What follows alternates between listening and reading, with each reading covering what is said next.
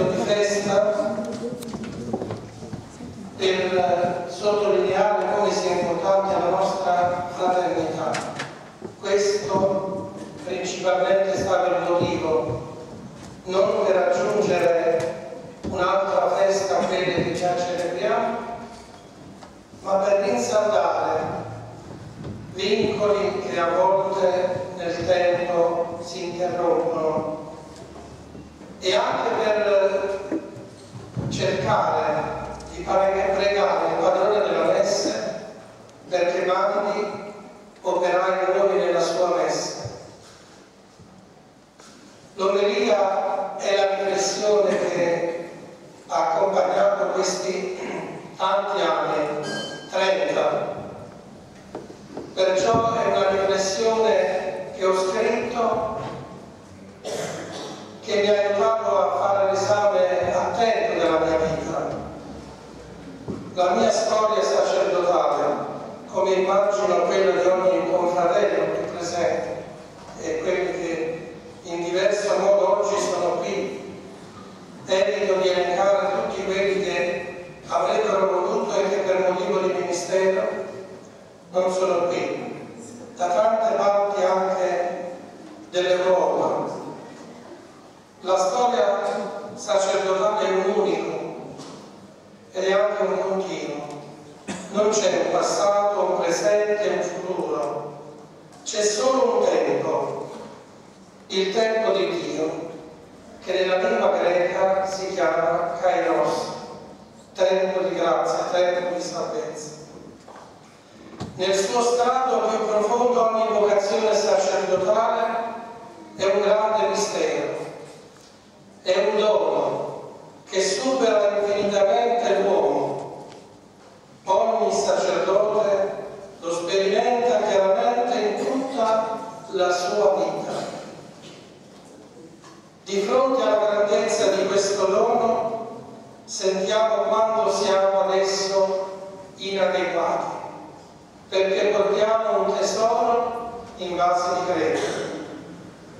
Con queste parole il beato Giovanni Paolo II apre il libro Dono e Mistero, testimonianza scritta proprio nel suo giubileo sacerdotale, ed è con queste parole che anch'io desidero salutarvi, cari confratelli, venuti da lontano, in modo specialissimo a me legati dal ministero di confessore del Santuario di Lourdes, e quanto in questi anni la nostra amicizia, soprattutto nel mese di agosto che trascorriamo insieme a Lourdes in una fatica quotidiana, mi ha aiutato a essere bello nel cuore e nell'anima e a sentirmi ministro della riconciliazione. E intendo salutare ciascuno di voi, confratelli, del presbiterio diocesano e di quelli che sono qui presenti, miei amici di seminario, fratelli e sorelle venuti anche da lontano, figli spirituali, figliocci di Cresima e tutti voi, fratelli e sorelle, che siete qui. Perdonate se non elenco ciascuno di voi in questo momento. Con voi qui presenti e con quanti si uniscono a questa celebrazione, in spirito di preghiera e di partecipazione spirituale, esprimo una profonda gratitudine al Signore e alla Vergine Maria, venerata in questa nostra terra con il dolce nome di Madonna della Mercede, patrona nostra. Un grazie dal profondo del cuore a questa comunità parrocchiale e in particolare al capitolo dei canonici della cattedrale, di cui, come ho ricordato all'inizio, mi onoro di essere il segretario e di servire nel modo più degno, soprattutto perché sono il più giovane di età dei canonici. Le mie parole sono inadeguate a presentare il mistero del sacerdozio, ma in un certo senso sono necessarie come una testimonianza di quanto Dio opera. grazia dell'amore di Dio che opera meraviglie sempre, soprattutto nella vocazione sacerdotale, e che ha operato e opera grandi cose nel dono e nel mistero del nostro sacerdozio.